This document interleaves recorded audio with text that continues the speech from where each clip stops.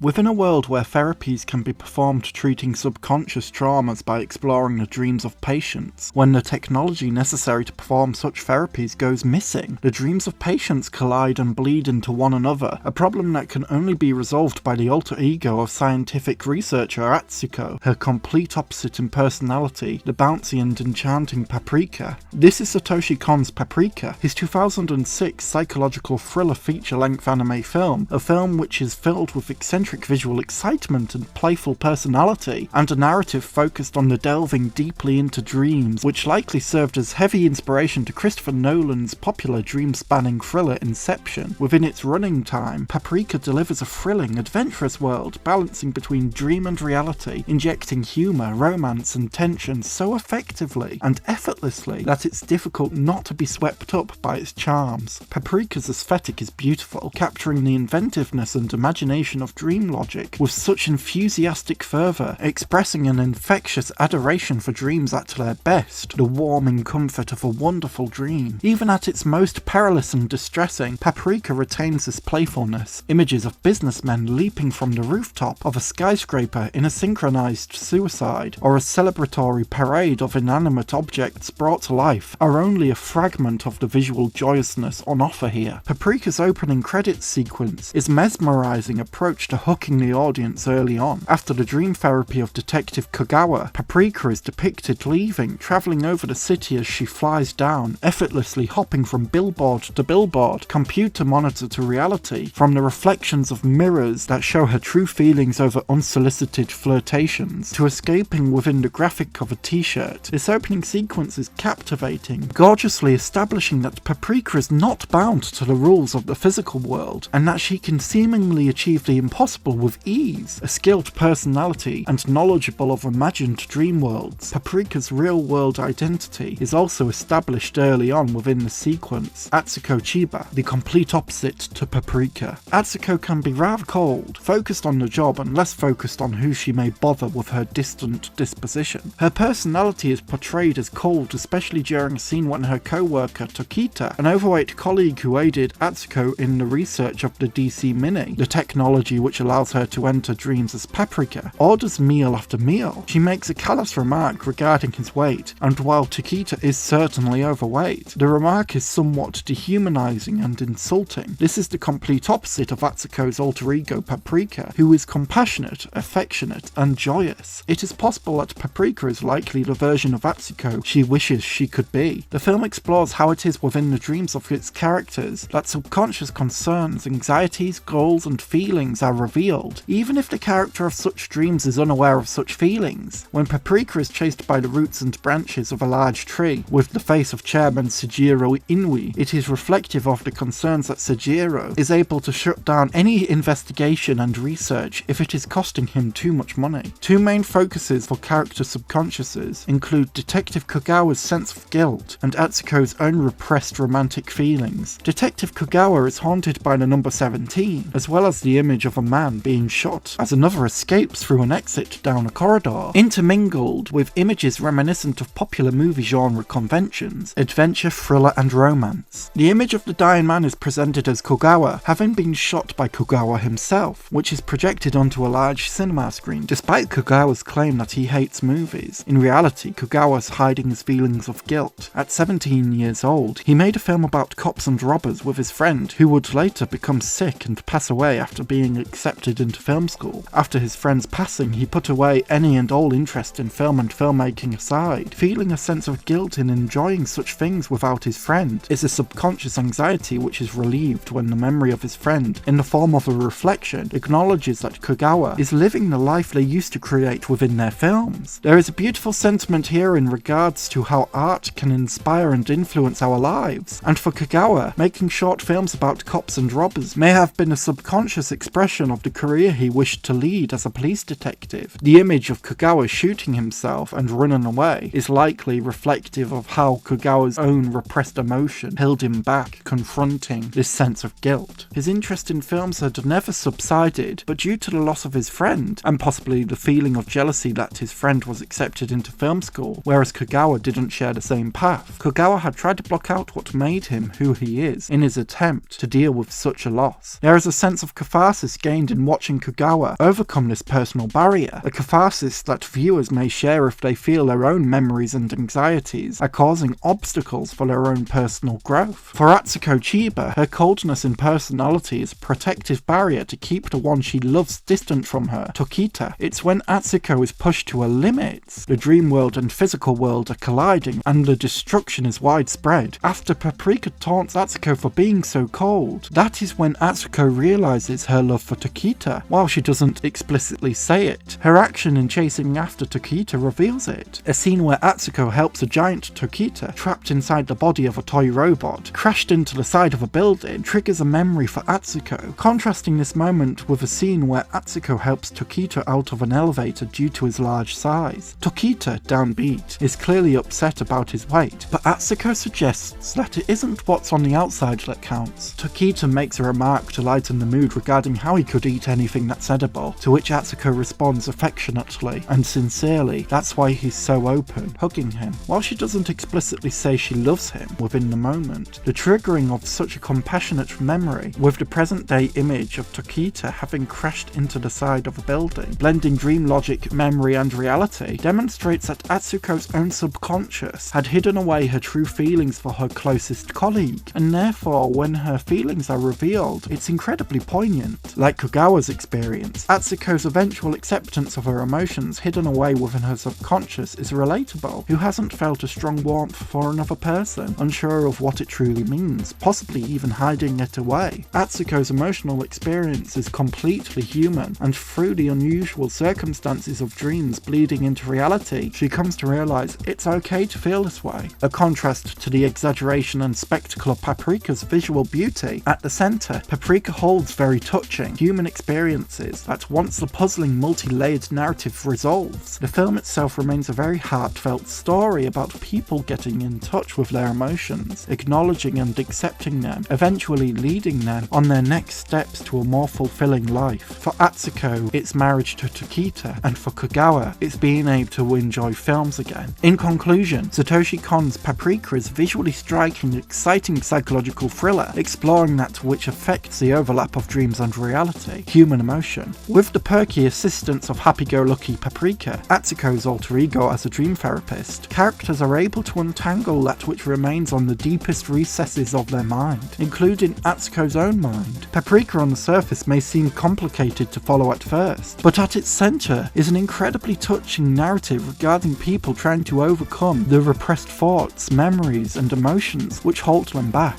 In contrast to the eccentric visual humor and dream logic playfulness of Paprika as a film, there's a resonant sense of relatability that determines Satoshi Kon's final feature-length film shall remain as memorable as our own most vibrant dreams.